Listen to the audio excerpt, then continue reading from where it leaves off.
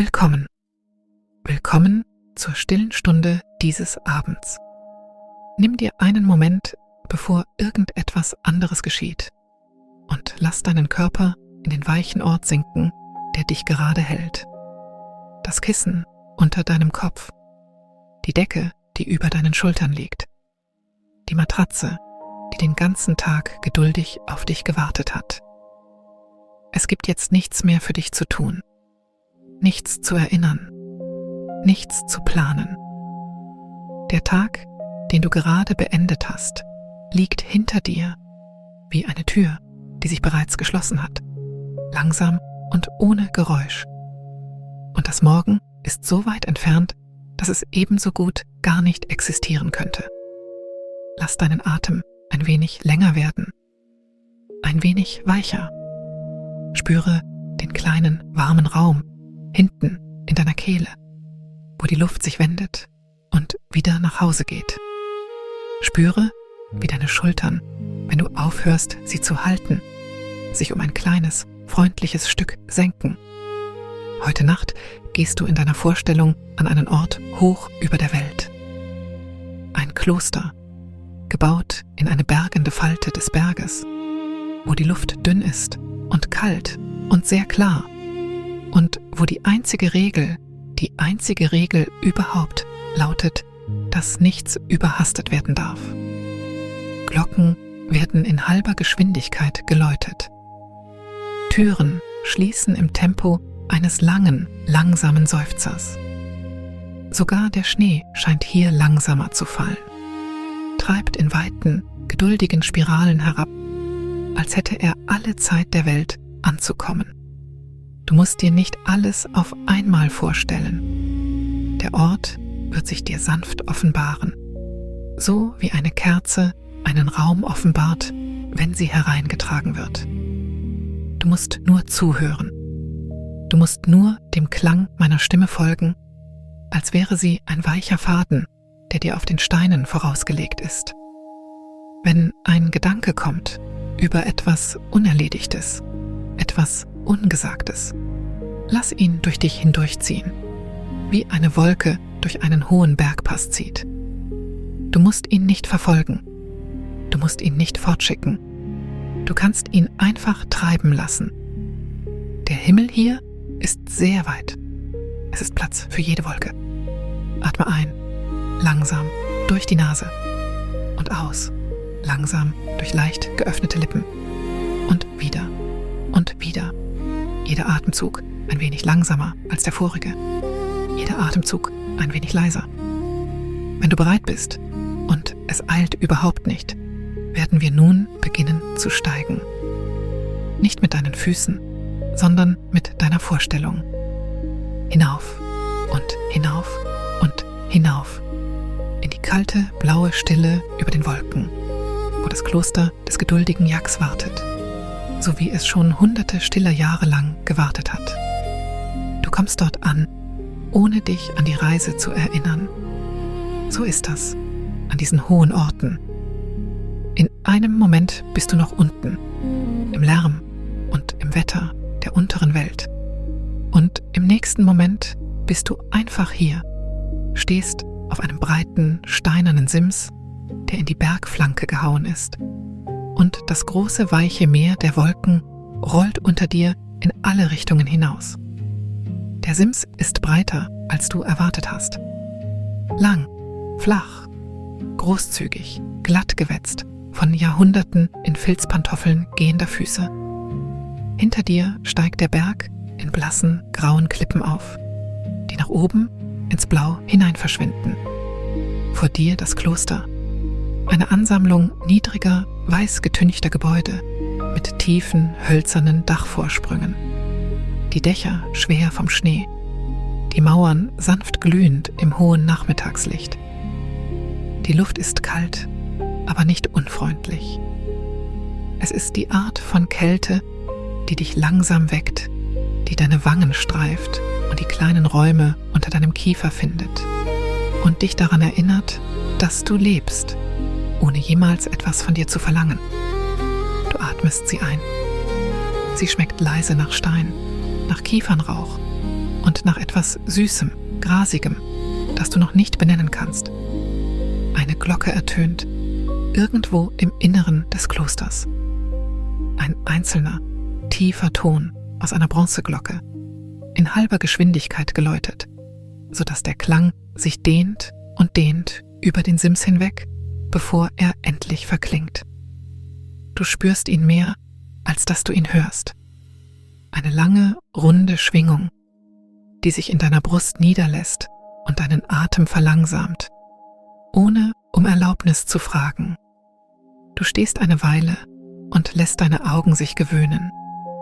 Das Schneelicht ist hier sehr hell, sogar dort, wo keine direkte Sonne hinfällt. Es reflektiert nach oben von den Schneefeldern und es springt zwischen den weiß getünchten Mauern der Gebäude hin und her und es sammelt sich in den weichen Schatten unter den Dachvorsprüngen. Überall, wohin du blickst, ist eine sanfte, milchige Helligkeit, als würde die Luft selbst glühen. Du trägst dicke Filzpantoffeln.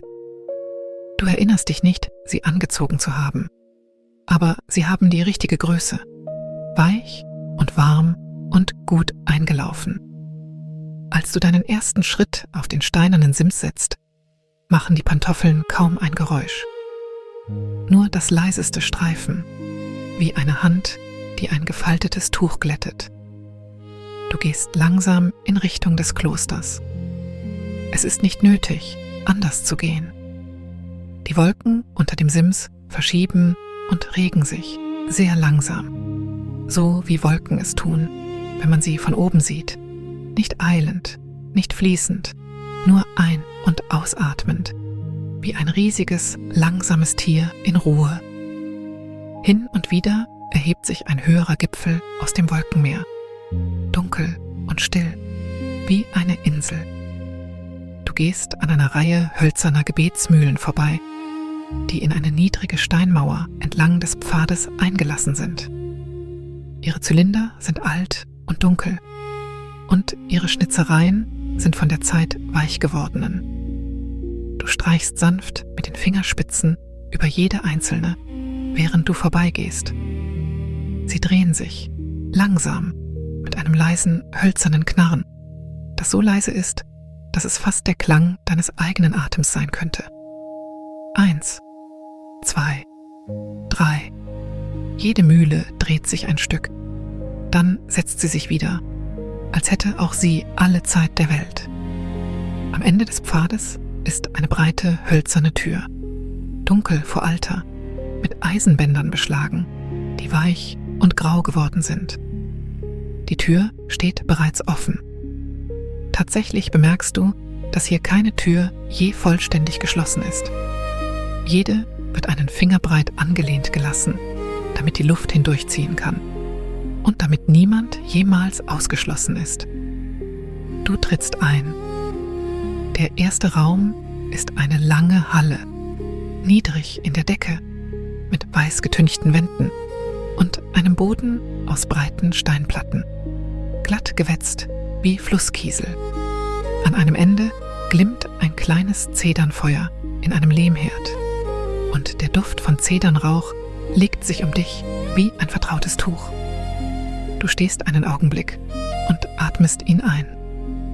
Zeder, Stein, eine leise Süße darunter, wie warme Sahne.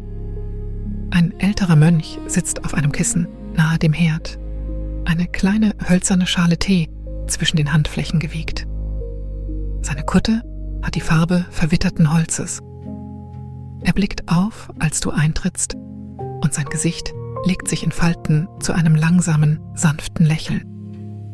Er spricht nicht. Er nickt einfach, ein einziges Mal, sehr langsam, als wollte er sagen, ja, du wirst erwartet. Und ja, es ist reichlich Zeit. Dann wendet er seinen Blick wieder dem kleinen Feuer zu.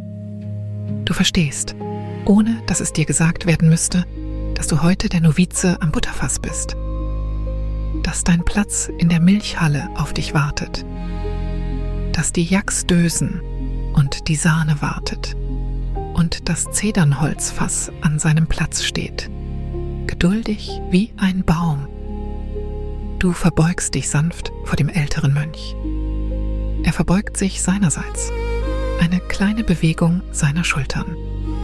Und dann durchquerst du die Halle in Richtung einer weiteren halboffenen Tür, durch die ein zarter, süßer, grasiger Duft hereinzieht und hinter der du schon sehr leise das tiefe Knarren von Holz hören kannst und das sanfte Scharren großer, ruhiger Tiere im Stroh. Die Molkereihalle ist weiter, als du erwartet hast, und noch stiller. Ihre Decke ist hoch und von dunklen Zedernbalken durchzogen, an denen getrocknete Kräuter hängen, die sich langsam in der warmen Luft drehen. Eine Wand ist mit breiten Kupferbecken ausgekleidet, eingelassen in eine lange Holztheke, und in jedem Becken steigt eine blasse Schicht Rahm langsam an die Oberfläche der Milch darunter. Das Kupfer glüht sanft im Schneelicht aus den Fenstern, ein warmes, mattes Gold gegen das Weiß der Wände. In der Mitte des Raumes steht das Zedernholzfass. Es ist hoch, höher als du, ein langes, schlankes Fass aus blassem Holz, mit Reifen aus dunklem Eisen umgürtet. Und durch seinen hölzernen Deckel ragt ein glatter, polierter Stößel. Der Stößel ist so hoch wie ein Wanderstab, mit einem abgenutzten, hölzernen Querholz oben, glatt geworden durch viele Hände. Du legst die Finger darum. Er ist warm, so wie ein hölzernes Werkzeug, das im Inneren aufbewahrt wird, immer warm ist. Er liegt in deiner Handfläche, als hätte er nur auf dich gewartet. Auf einer Seite des Fasses steht ein niedriger Hocker, ein kleiner Tonbecher Wasser und ein gefaltetes Tuch. Auf der anderen Seite blickt ein breites Fenster hinaus, über das Felsband und das Wolkenmeer. Von dort, wo du stehst, kannst du das langsame Treiben der Wolken am gewölbten Steinrahmen vorbeisehen.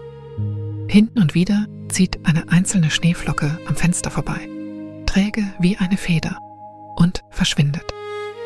Du beginnst zu buttern. Du drückst nicht fest. Du musst es nicht. Die Bewegung ist langsam und lang und mühelos.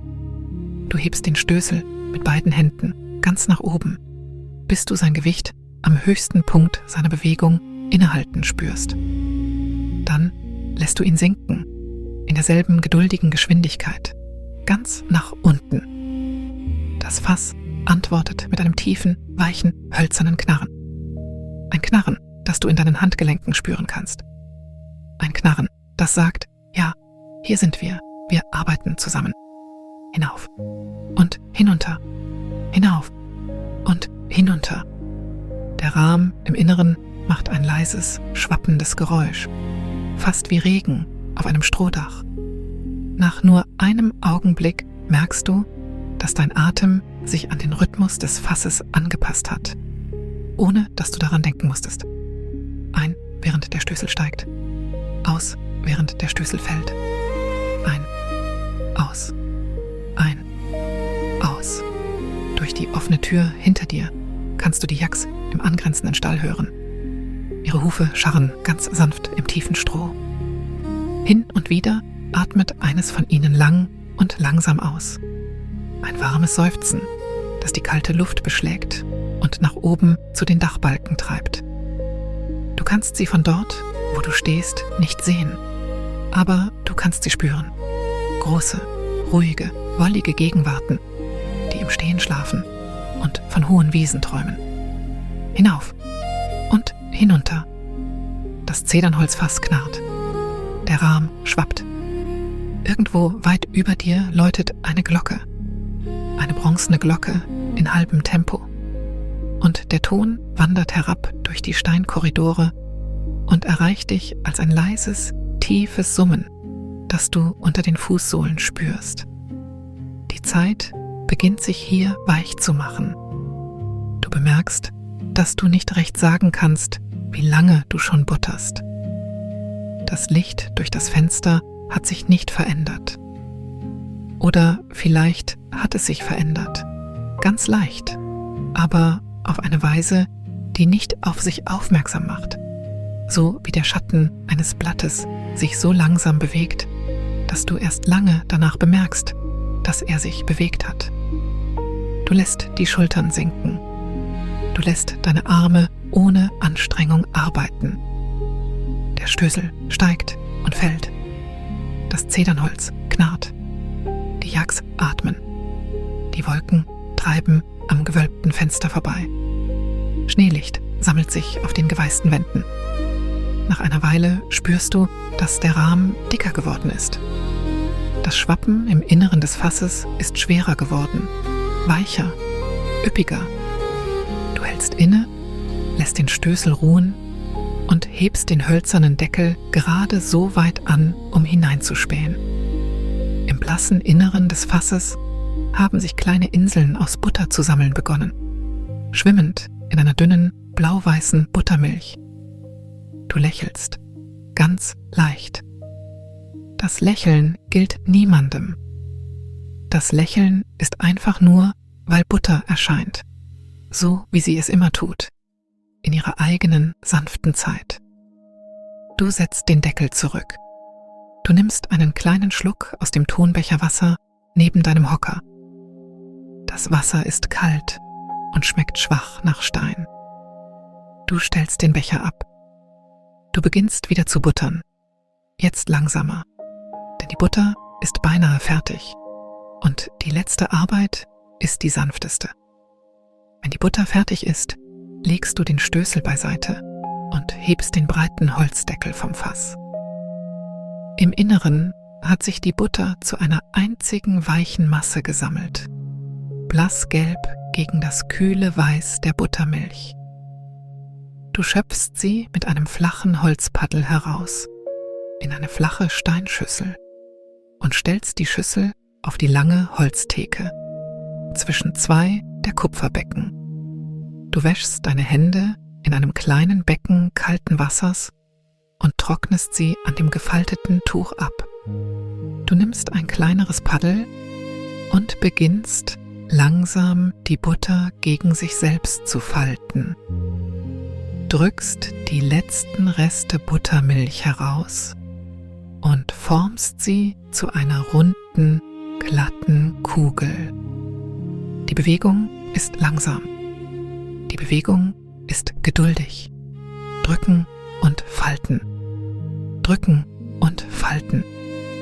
Die Butter wird unter deinen Händen fester, blasser und seidiger. Aus einem kleinen Tongefäß auf der Theke nimmst du eine Prise Salz, feines, graues Salz von einem fernen Meer, vor vielen Jahreszeiten auf den Rücken von Lasttieren den Berg hinaufgebracht. Du streust das Salz über die Butter und faltest es ein. Drücken und falten, drücken und falten. Das Salz verschwindet im Rahmen. Der Duft frischer Butter steigt um dich auf, süß und weich und warm, und vermischt sich mit dem Duft von Zedernrauch aus dem Nachbarraum. Wenn die Butter fertig ist, formst du sie sanft zu einer flachen, runden Scheibe und drückst mit der Kante des Paddels ein kleines Zeichen in ihre Oberseite. Eine einfache Linie, das Zeichen der heutigen Charge. Du wickelst sie in ein Quadrat aus hellem Tuch und legst sie auf ein hölzernes Tablett zu den anderen fertigen Stücken, die darauf warten, in die kalte Vorratskammer getragen zu werden. Du trittst einen Augenblick zurück und betrachtest dein Werk. Ein blasses Stück Butter, in Tuch gewickelt, auf einem hölzernen Tablett. Es ist eine so kleine Sache. Und doch spürst du eine langsame, leise Zufriedenheit. Die Art, die kommt, wenn man eine kleine Sache gut und ohne Eile und mit ganzer Aufmerksamkeit tut. Niemand ist da, um dich dafür zu loben. Es muss auch niemand da sein. Die Butter selbst ist Lob genug. Nachdem die Butter beiseite gestellt ist, wendest du dich den Kupferbecken zu. 6 von ihnen stehen in einer Reihe, jedes breiter als deine ausgestreckten Arme. Jedes mit der langsamen Milch eines anderen Yaks. Auf der Holztheke hängt über jedem Becken eine kleine Schiefertafel. Und auf jeder Tafel steht in Kreide ein Name, in sorgfältigen, runden Buchstaben. Du liest die Namen langsam, während du den breiten Kupferschöpfer ergreifst. Wolkenfuß, alte Glocke, Schneeschritt, Mutter still, Hellauge, kleiner Mond. Das sind die Namen der Herde. Das sind die Yaks, die gerade jetzt im warmen Stroh des angrenzenden Stalls dösen. Du beginnst mit dem Becken von Wolkenfuß. Du hältst den Abschöpfer in einem sanften Winkel und ziehst ihn langsam über die Oberfläche der Milch. Ein blasses Band aus Rahm sammelt sich vor der Kante des Abschöpfers, dick und träge und seidig. Du leitest es in eine kleinere Kupferschale am Ende der Arbeitsfläche. Der Rahm fällt mit einem leisen, sanften Laut in die Schale, fast wie das Geräusch eines schlafenden Atems. Du gehst zum Becken von alte Glocke. Du schöpfst ihren Rahm genauso langsam ab. Ihre Milch ist ein wenig reicher als die von Wolkenfuß, bemerkst du? Und der Rahm löst sich in einem dickeren, goldeneren Band. Du lächelst, denn du hast von den älteren Mönchen gehört, dass alte Glocke seit vielen Jahren reiche Milch gibt, schon seit sie ein Kalb war, und dass sie gern am westlichen Ende des Stalls steht, in der Nähe eines kleinen hohen Fensters, durch das das Schneelicht schräg hereinfällt. Du gehst zum Becken von Schneeschritt, zu dem von Mutter still, zu dem von Hellauge, zu dem von kleiner Mond. Jedes Becken der Reihe nach, jedes Rahmenband abgezogen, langsam, mit Geduld. Das leise Klingen des kupfernen Abschöpfers gegen den kupfernen Rand ist das einzige Geräusch, abgesehen vom langsamen Scharren der Hufe im Stroh, den langen Seufzern warmen Jakatems und dem fernen, gedämpften Summen der Bronzeglocken. Als du alle 6 Becken abgeschöpft hast, stehst du einen Augenblick lang mit dem Abschöpfer in der Hand da und du spürst eine kleine, warme Fülle in deiner Brust. Nicht Stolz, etwas Stilleres als Stolz. Ein Gefühl, jeden der Yaks begrüßt zu haben, obwohl du sie nicht gesehen hast, indem du dich um den Rahm gekümmert hast, den sie gegeben haben. Du wirst sie bald sehen. Doch zuerst lässt du deine Hände ruhen. Du sitzt eine Weile auf dem niedrigen Hocker neben dem Zedernbutterfass. Du lässt deine Hände auf den Knien ruhen. Du lässt deine Augen sich schließen, nur für ein paar Atemzüge, in der warmen Dämmerigkeit der Milchhalle. Du hörst durch die offene Tür das langsame Atmen der Herde. Du hörst irgendwo weit oben die lange halbe Note einer Bronzeglocke. Du hörst sehr leise den Wind, der über die hohen Schneefelder zieht. Ein weiches, fernes Flüstern, wie ein langer, langsamer Seufzer eines großen, schlafenden Wesens. Als du deine Augen wieder öffnest, hat sich das Schneelicht ein wenig verschoben. Die Schatten unter den Zedernbalken sind eine Fingerbreite länger geworden. Du weißt nicht, wie lange du gesessen hast. Es spielt keine Rolle. Du stehst langsam auf, durchquerst die Milchhalle und schiebst die halb geschlossene Tür zum Stall auf. Der Stall ist warm, wärmer als die Milchhalle, viel wärmer als die Luft draußen. Er riecht nach sauberem Stroh, nach warmer Wolle und nach dem süßen, grasigen Atem der Yaks. Das Licht ist dämmerig und golden, gefiltert durch eine Reihe kleiner, hoher Fenster unter dem Dachvorsprung. Staubkörnchen schweben im schräg einfallenden Licht, langsam wie Schnee. Die Yaks sind in breiten, hölzernen Boxen zu beiden Seiten eines langen Mittelgangs untergebracht. Jeder Yak hat seine eigene Box, tief mit Stroh ausgelegt. mit einem niedrigen hölzernen Trog voll frischem Heu und einem kleinen steinernen Becken mit kühlem Wasser. Die Yaks selbst sind riesig, auf die sanfte Art, auf die Yaks riesig sind, mit breitem Rücken, langem Haar, schweren, geschwungenen Hörnern und dunklen, weichen Augen, die meist schlafend geschlossen sind. Du gehst den Gang hinunter, sehr langsam, in deinen Filzpantoffeln, die auf dem Holzboden kaum ein Geräusch machen. Du begrüßt jeden Yak beim Namen, mit leiser, weicher Stimme, fast einem Flüstern, um ihr Dösen nicht zu stören. In der ersten Box steht Wolkenfuß. Du kannst sehen, warum sie so genannt wird. Ihr langes, weißes Fell hängt fast bis zum Boden. Und dort, wo es das Stroh streift, sieht es aus wie tief liegender Nebel. Sie liegt, ihr großer Körper ordentlich zusammengefaltet, ihren Kopf an die Holzbretter gelehnt. Ihre Augen sind geschlossen.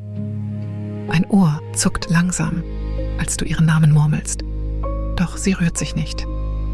Du greifst über die Boxentür und legst deine Hand sehr behutsam auf die breite Wärme ihrer Schulter. Ihre Wolle ist dicht und weich und leicht ölig unter deiner Handfläche. Du spürst das langsame Heben und Senken ihres Atems. In der nächsten Box ist alte Glocke. Sie steht, halb schlafend, in der Nähe ihres Heutrogs, ihre großen Hörner gesenkt, ihre Augen halb geschlossen.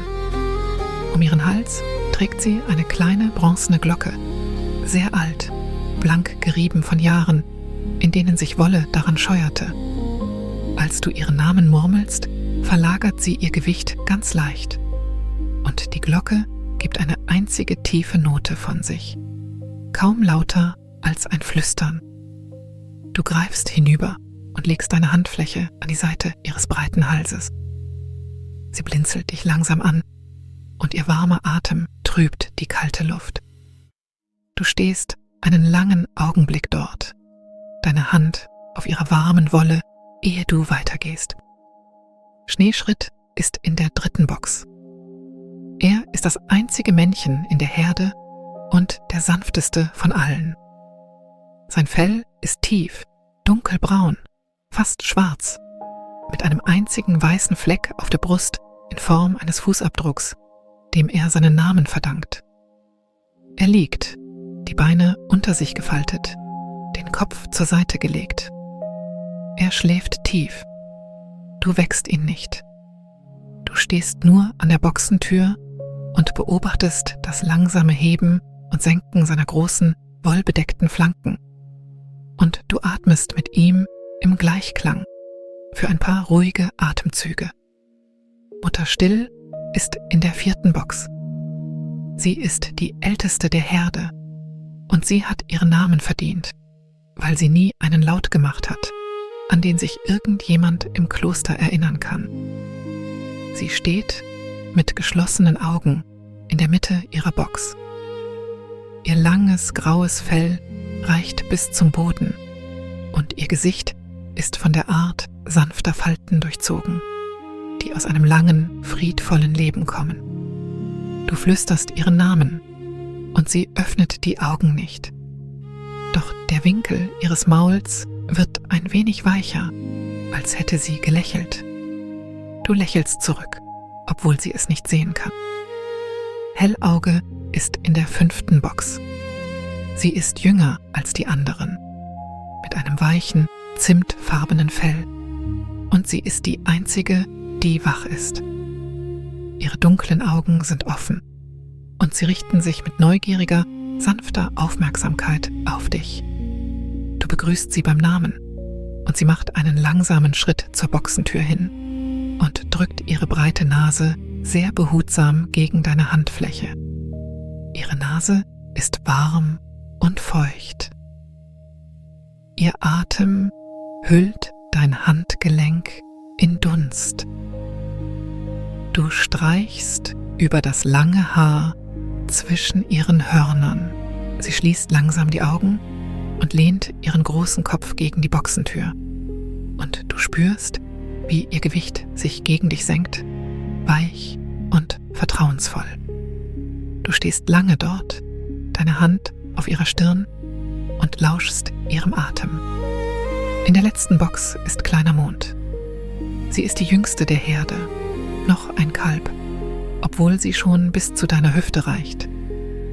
Ihr Fell ist blass silbern, die Farbe von Mondlicht auf Schnee. Sie hat sich zu einem engen, schläfrigen Knäuel im tiefen Stroh zusammengerollt, ihre Nase unter den Schwanz gesteckt. Du kannst gerade noch ein geschlossenes Auge sehen und das sanfte Heben und Senken ihres Atems. Du störst sie nicht. Du flüsterst nur ihren Namen, ganz leise, und lässt sie schlafen. Du gehst den Mittelgang zurück, zwischen den Reihen der schlafenden Yaks hindurch, und du spürst, wie sich eine langsame, warme Zufriedenheit in deiner Brust ausbreitet. Du hast sie alle begrüßt. Du hast jeden von ihnen berührt, bis auf das Jüngste. Du hast ihren Atem gehört. Du hast die Wärme ihrer großen, wollbedeckten Körper gespürt und den weichen Dunst ihres Atems in der kalten, dämmerigen Luft. An der Tür zur Milchhalle wendest du dich noch einmal um und schaust zurück. Der Stall liegt dämmerig und golden da. Die Staubteilchen treiben im schrägen Licht. Die Yaks dösen in ihren Boxen. Alles ist gut. Alles ist ruhig. Hier ist alles seit sehr langer Zeit ruhig. Du kehrst in die Milchhalle zurück und nimmst dich der nächsten Aufgabe des Nachmittags an, nämlich die Eimer mit der heutigen Milch durch den überdachten Gang zu tragen, hin zur kühlen Vorratskammer am anderen Ende des Klosters. Die Eimer sind aus Holz, mit breiten Seilgriffen, und sie sind schwer von Milch, aber nicht zu schwer. Du nimmst in jede Hand einen. Du trittst aus der Milchhalle hinaus, in einen langen, überdachten Gang, der an der Außenmauer des Klosters entlangläuft, zwischen Reihen gedrungener steinerner Pfeiler. Der Gang ist zu einer Seite hin offen und blickt hinaus über das Wolkenmeer. Die Pfeiler sind weiß getüncht und abgetragen. Zwischen ihnen sammelt sich das Schneelicht auf den Steinplatten, in weichen, weißen Pfützen. Du gehst langsam den Gang entlang. Die Eimer schaukeln, ganz leicht, bei jedem Schritt. Die kalte Luft streicht über deine Wangen, doch der Gang ist vor dem schlimmsten Wind geschützt und die Sonne liegt warm auf dem Stein. Du kannst tief unten das sanfte Rauschen des Windes hören, der über die Wolken streicht. Du kannst hoch oben den langsamen Klang einer halb so schnell schwingenden Bronzeglocke hören. Einen einzelnen langen Ton, der durch die Steine hinabwandert und in deine in Filzpantoffeln gehüllten Füße. Zwischen den Pfeilern hindurch kannst du die Welt sehen. Das Wolkenmeer erstreckt sich in alle Richtungen. Eine weiche, weiße Ebene, die sich hebt und senkt mit ihrem eigenen langsamen Atem. Hier und da erheben sich ferne Gipfel aus den Wolken wie dunkle Inseln. Der Himmel darüber ist von einem blassen, ausgewaschenen Blau, der Farbe einer alten Porzellanschale. Ein einzelner Vogel, sehr hoch oben, treibt im Wind, in langsamen, trägen Kreisen. Du beobachtest ihn ein paar Schritte lang. Dann blickst du wieder auf die Steinplatten vor dir. Du begegnest anderen Mönchen auf dem Gang. Keiner von ihnen spricht. Jeder nickt dir langsam zu, wenn er an dir vorbeigeht. Du nickst zurück. Einer trägt einen Korb mit zusammengelegter Wäsche. Einer trägt ein kleines hölzernes Tablett mit Teeschalen. Einer trägt gar nichts und geht mit in den Ärmeln gefalteten Händen, blickt hinaus auf die Wolken und summt, ganz leise, einen einzelnen tiefen Ton. Du spürst, wenn jeder an dir vorbeigeht, eine kleine warme Gegenwart und danach einen kleinen ruhigen Raum hinter ihm. Am Ende des Ganges kommst du zur kühlen Vorratskammer. Es ist ein kleiner, tiefer Raum, ein Stück weit in die Bergflanke gegraben, mit dicken, steinernen Wänden, die ihn immer kalt halten. Du trittst ein. Die Luft hier riecht nach Milch und Butter und dem schwächsten, süßesten Hauch von Käse. Lange Holzregale säumen die Wände, beladen mit Tonkrügen, hölzernen Eimern, kupfernen Schalen und blassen Käseleiben in Tuchhüllen. Du stellst die Eimer behutsam auf eine niedrige Steinbank. Du wirst die Milch hier stehen lassen, damit sich über Nacht noch mehr Sahne absetzen kann. Du richtest die Seilgriffe gerade, damit sie ordentlich herabhängen. Du hältst einen Moment inne in der kalten Dämmerung und atmest die zarten, vermischten Düfte der Vorratskammer ein. Dann drehst du dich um und gehst, langsam und mit leeren Händen, zurück durch den überdachten Gang. Du machst diesen Gang viele Male im Laufe des langen Nachmittags. Eimer für Eimer. Gang für Gang. Du zählst sie nicht. Du lässt deine Füße dich tragen und deine Hände halten die Seilgriffe. Und deine Augen wandern zwischen den Steinplatten und den langsam ziehenden Wolken hin und her. Jeder Gang ist wie der letzte. Jeder Gang ist auch ein wenig anders. Das Licht verändert sich. Der Wind seufzt. Ein neuer Mönch kommt vorbei, nickt, zieht weiter.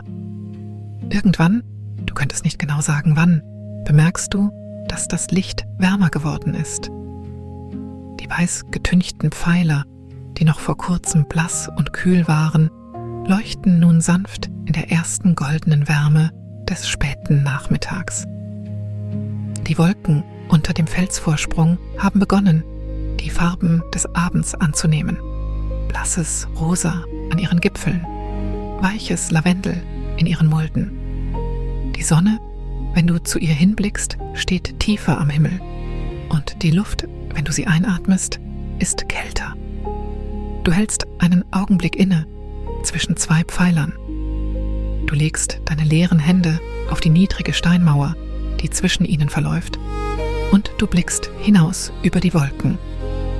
Der Vogel ist fort. Die Gipfel dahinter sind nun rosenfarben angeleuchtet. Ein Hauch von Wind hebt die losen Haare an deiner Schläfe und lässt sie wieder sinken. Du stehst lange dort. Niemand ruft dich. Niemand braucht dich, gerade in diesem Augenblick. Du beobachtest den langsamen Wandel des Lichts, den langsamen Wandel der Farbe der Wolken. Dein Atem ist so leise, dass du kaum noch sagen kannst, ob du gerade einatmest oder ausatmest. Als du dich schließlich von der Mauer abwendest und zurück zur Milchhalle gehst, findest du den älteren Mönch vom Zedernfeuer in der Tür auf dich wartend. Er lächelt langsam und winkt dich mit einer kleinen Handbewegung herbei. Er spricht nicht. Du folgst ihm. Er führt dich durch die Milchhalle, am Zedernbutterfass vorbei, an den kupfernen Becken vorbei, in einen kleineren Raum, den du noch nicht betreten hast. Es ist ein stiller Raum mit hoher Decke und einer Reihe von Bogenfenstern entlang einer Wand, die hinaus über die Wolken blicken. In der Mitte des Raumes steht ein langer Steintisch, glatt poliert, und auf dem Tisch steht eine einzelne große hölzerne Schüssel, randvoll mit der heutigen Milch. Neben der Schüssel steht ein Stapel kleiner Tonbecher, blassgrau, schlicht, von Hand geformt. Neben den Bechern liegt ein zusammengefaltetes Stück blasser Stoff. Der ältere Mönch bedeutet dir, neben ihm am Steintisch zu stehen. Du stellst dich hin. Er nimmt das gefaltete Tuch, faltet es auseinander und legt es über einen Holzrahmen, der über einer leeren Steinschale hängt. Er nimmt eine hölzerne Kelle von einem Haken an der Wand. Er reicht sie dir, langsam, mit beiden Händen. Du nimmst sie, langsam mit beiden Händen. Er nickt.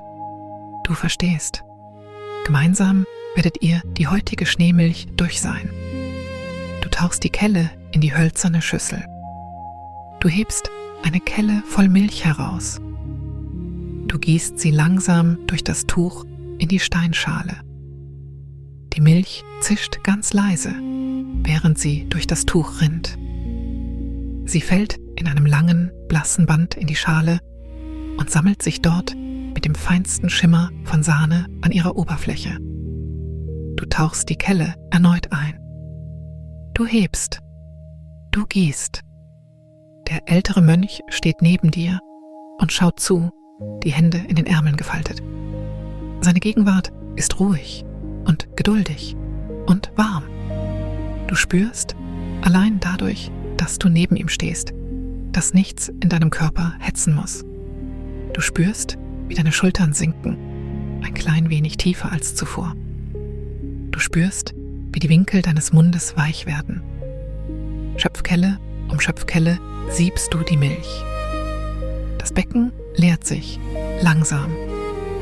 Die Steinschale füllt sich langsam. Das Tuch fängt die kleinsten Tüpfelchen und Fäden auf und lässt die glatte Milch hindurch. Der Raum ist erfüllt vom süßen, leise grasigen Duft der Schneemilch und vom kalten, reinen Geruch der Bergluft, die durch die offenen Fenster strömt. Als das Becken leer ist, legst du die Schöpfkelle ab.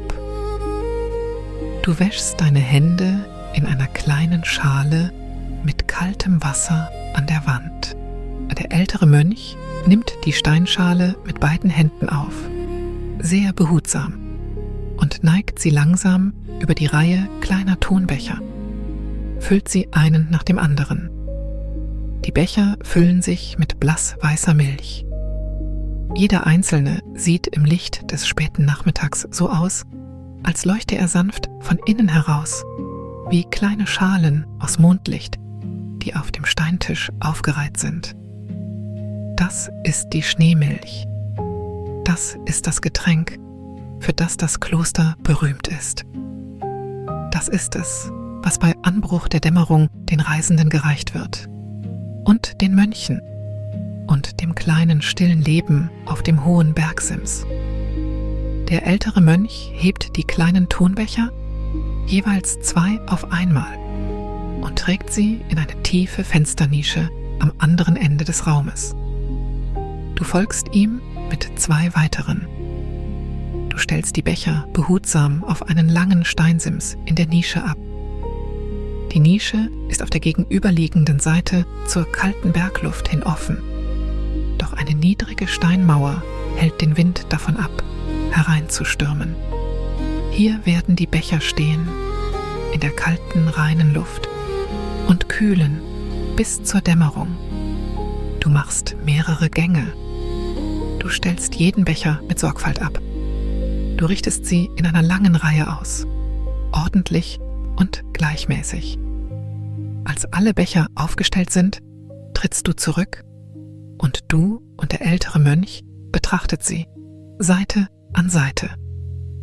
Eine lange Reihe blassgrauer Becher, sanft leuchtend mit Schneemilch, in einer tiefen Steinnische, vor einem Hintergrund langsam ziehender Wolken.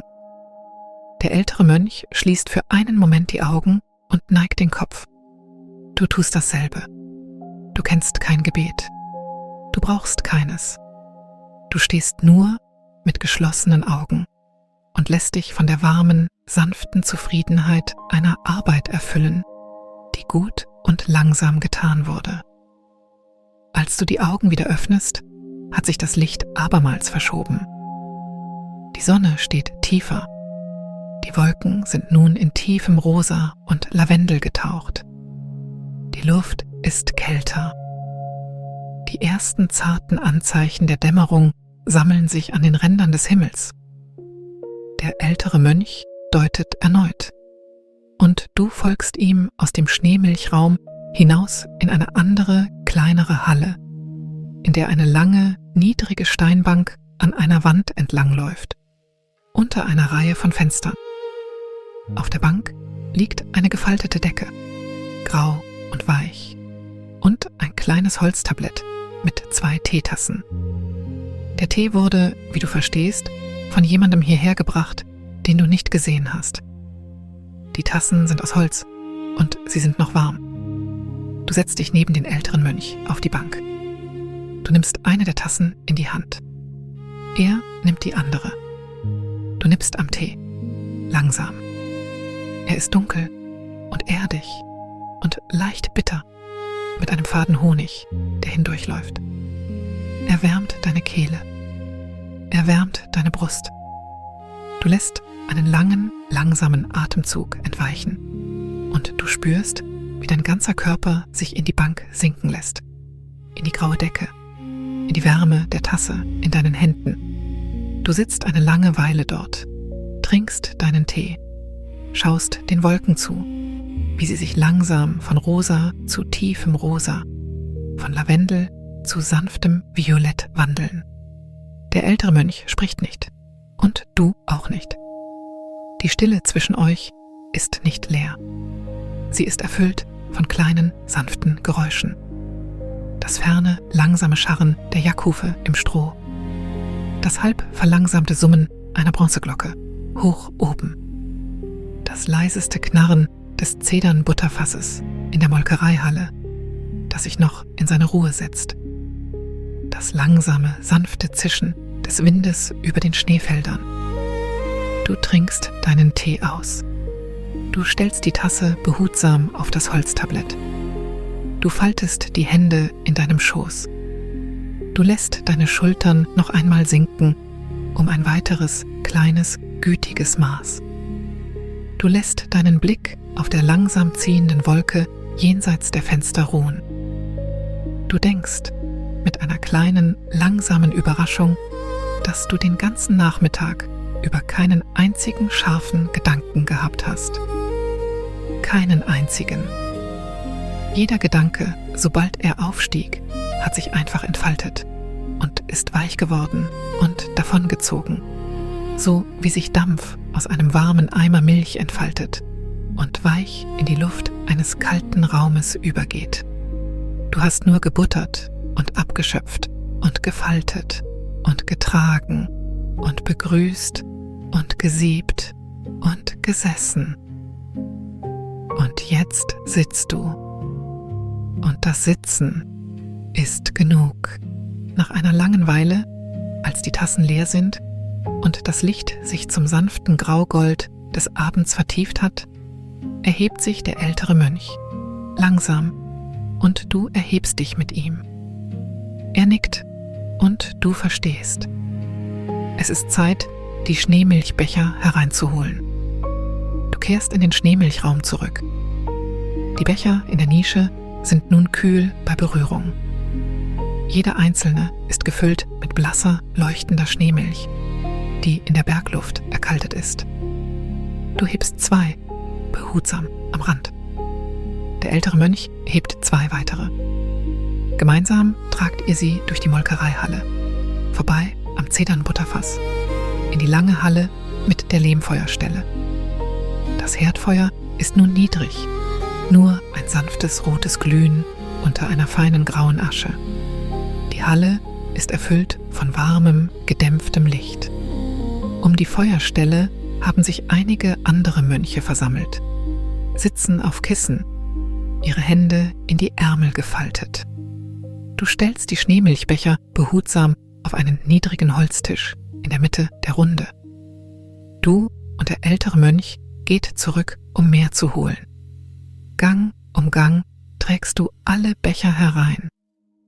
Der Tisch ist nun voll mit blasser, leuchtender Schneemilch.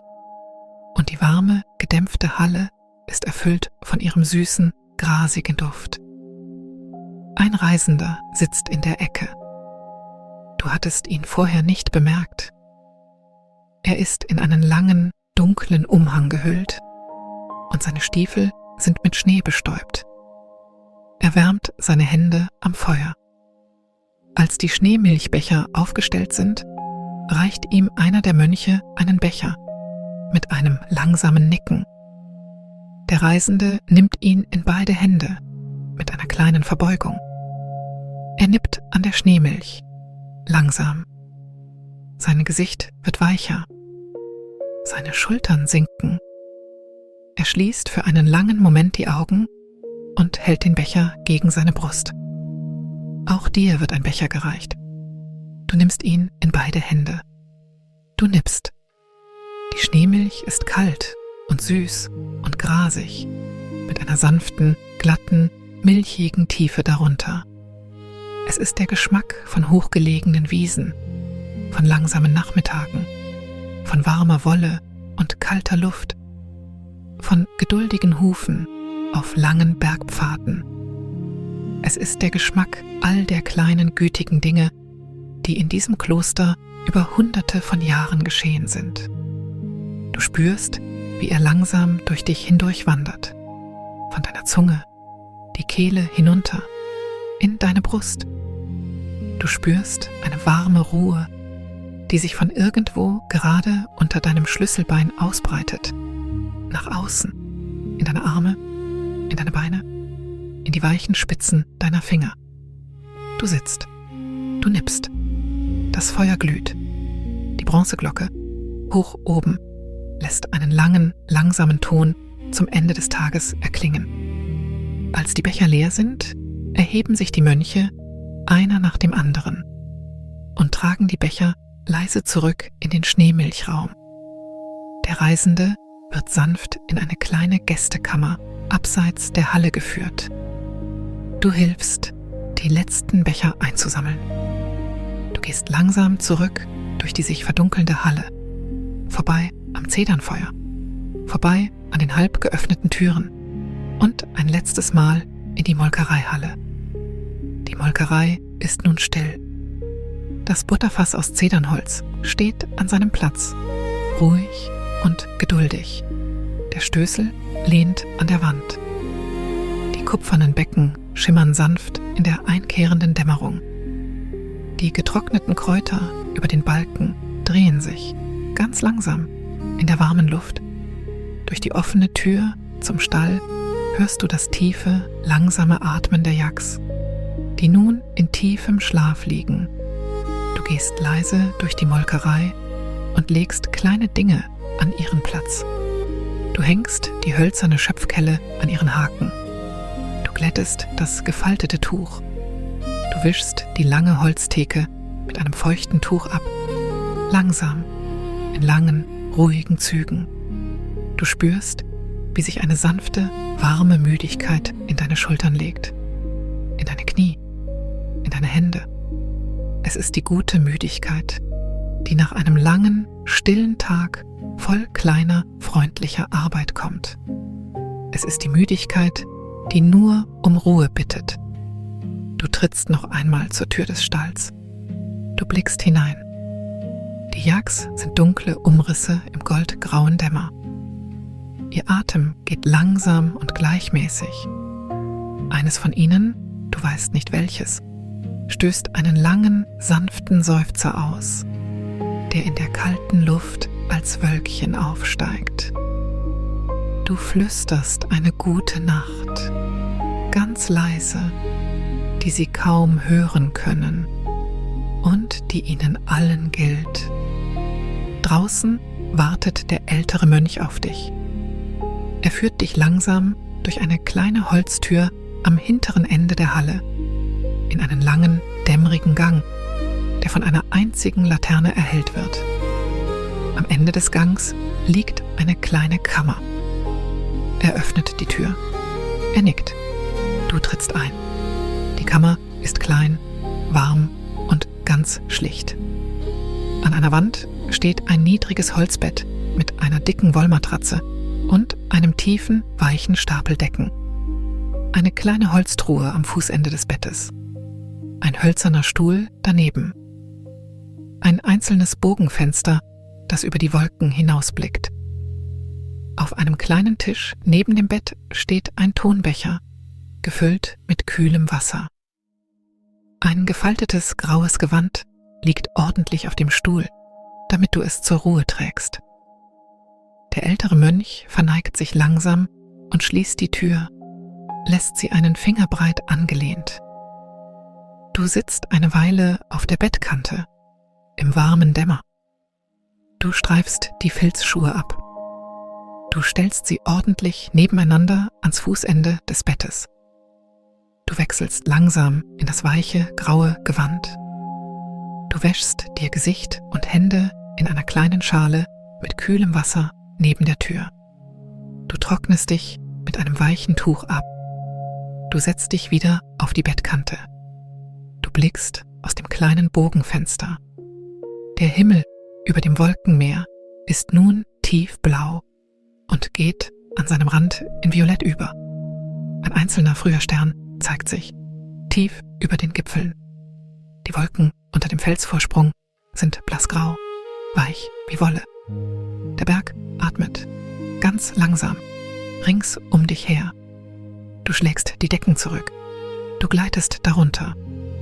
Sie sind schwer und warm und riechen leise nach Zedernholz und sauberer Wolle. Du legst den Kopf auf das Kissen. Du schließt die Augen. Lass nun auch deinen eigenen Körper an deinem eigenen warmen Ort ein wenig tiefer einsinken. Lass deine Schultern fallen. Lass deinen Kiefer weich werden. Lass deine Hände schwer werden, dort, wo sie ruhen. Lass deine Füße schwer werden. Lass deinen Atem lang werden, langsam und mühelos. Der Tag ist vollendet. Die Butter ist eingewickelt und verstaut. Die Sahne ist abgeschöpft. Die Milch setzt sich. Die Schneemilch ist geteilt worden. Die Yaks schlafen im warmen Stall. Das Butterfass aus Zedernholz ruht. Die bronzenen Glocken sind still. Das Wolkenmeer wogt langsam unter dem Kloster, so wie es seit Hunderten geduldiger Jahre wogt. Du hast heute nichts in Eile getan. Du hast jedes Yak mit Namen begrüßt. Du hast langsam gebuttert. Du hast die Butter langsam gefaltet. Du bist langsam über den überdachten Steinweg gegangen, unter dem Schneelicht, das sich zwischen den Pfeilern sammelte. Du hast die Schneemilch in Tonbecher gesiebt.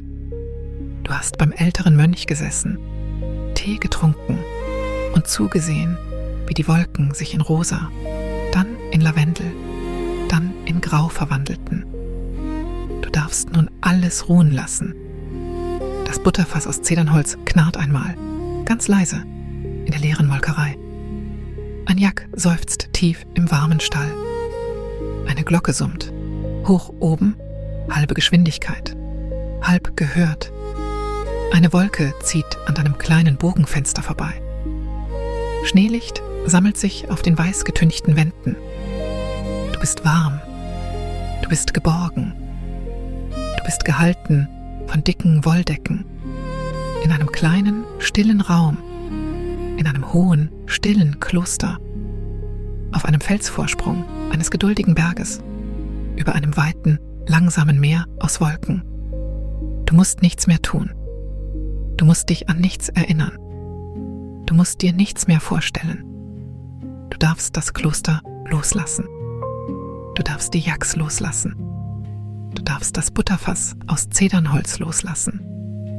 Du darfst die kleinen Tonbecher in der tiefen Steinnische loslassen. Und lass deinen Atem weicher werden. Und lass deine Gedanken weicher werden. Lass den warmen Dämmer der Kammer deinen Geist erfüllen. Sanft und grau und golden. Da ist das langsame Atmen der Herde. Da ist die warme Wolldecke. Da ist das langsame Ziehen der Wolken am Fenster. Da ist das sanfte Knarren des Zedernholzes irgendwo weit, weit entfernt. Schlaf nun. Es ist nichts mehr zu tun. Da ist nur die Wärme des Bettes. Nur das langsame Ziehen der Wolken. Nur der lange, sanfte Atem des Berges. Schlaf nun. Schlaf. Schlaf. Schlaf.